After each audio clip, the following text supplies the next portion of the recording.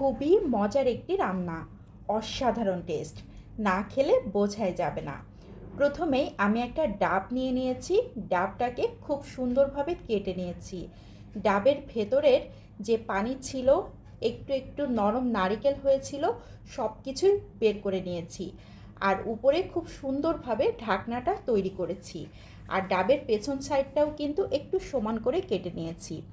এখন একটা পাত্রে বাগদা চিংড়ি মাছ নিয়ে নিচ্ছি 6 পিস।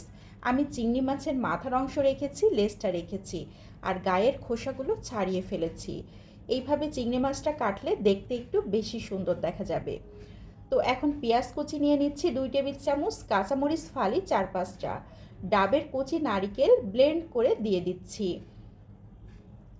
সরিষা পেস্ট দিচ্ছি 1 টেবিল চামচ, কাঁচামরিচ পেস্ট 1 চা চামচ, জিরা পেস্ট 1 চা চামচ, লাল মরিচের গুঁড়ো 1/4 চা চামচ, লবণ দিচ্ছি 1 চা চামচ, হলুদ গুঁড়ো দিচ্ছি আধা চা চামচ, পেঁয়াজ পেস্ট দিয়ে দিচ্ছি 1 টেবিল চামচ, সরিষার তেল দিয়ে দিচ্ছি 2 টেবিল চামচ।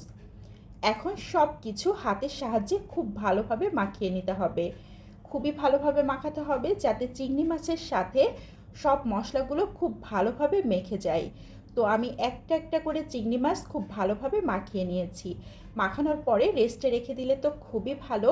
যদি হাতে সময় থাকে তাহলে 20 থেকে 25 মিনিট রেস্টে রেখে দিলে খুবই ভালো হবে। তো আমার হাতে একদমই সময় ছিল না, এজন্য আমি সাথে সাথেই তৈরি করে নিচ্ছি। মাখিয়ে নেওয়া চিংড়ি মাছগুলো ডাবের মধ্যে নিয়ে নিচ্ছি। তো মশলাগুলোও খুব ভালোভাবে দিয়ে দিচ্ছি। একটু নেড়ে চেড়ে সব কিছু গুছিয়ে দিয়ে দিতে হবে। এখন ডাবে যে পানি ছিল সেখান থেকে 2 টেবিল চামচ পানি আমি এখানে দিয়ে দিচ্ছি। দিয়ে একটা চামচ দিয়ে আলতোভাবে একটু নাড়াচাড়া করে দিচ্ছি। ডাবের পানিটা দিলে খুব সুন্দর একটা স্মেল আসবে। আর ডাবের ভেতরে যে কচি নারিকেল হয়েছিল, শাঁস হয়েছিল, সেটাও আমি ব্লেন্ড করে ব্যবহার করেছি। এখন নিয়ে নিয়েছি আটা। আমরা যে আটা দিয়ে রুটি খাই সেই আটাটা মাখিয়ে নিলেই হবে। তো আটা দিয়ে সিল করে দিব, এর জন্য আমি আটা এইভাবে উপর থেকে দিয়ে দিলাম। এখন উপরে যে ঢাকনা তৈরি করে রেখেছিলাম ডাবের, সেই ঢাকনাটা দিয়ে দিচ্ছি। দিয়ে খুব সুন্দরভাবে লক করে দিতে হবে। চারিদিক থেকে লক করতে হবে যাতে কোনো প্রকার ভেতর থেকে কোনো হাওয়া না বের হয়। তো আমি চারিদিকে এইভাবে হাতের সাহায্যে লক করে দিলাম। এখন গ্যাসের চুলার উপর একটা স্ট্রেনার দিয়ে দিচ্ছি। ডাবটা খুব সুন্দরভাবে বসিয়ে দিলাম। এখন গ্যাসের চুলার আঁচটা কিন্তু একদম লোতে রেখেছি। এভাবে 45 থেকে 50 মিনিট রান্না করতে হবে। 50 মিনিট পর আমি ডাবটাকে উঠিয়ে নিয়েছি। খুবই গরম আছে। এ পর্যায়ে আমি চারিদিক থেকে আটাগুলোকে ছাড়িয়ে নিচ্ছি। আটাগুলো একটু সাবধানে ছাড়াতে হবে। তো ভেতরটা খুবই সুন্দর হয়ে গিয়েছে, মাশাল্লাহ। দেখতে তো খুবই ইয়ামি হয়েছে।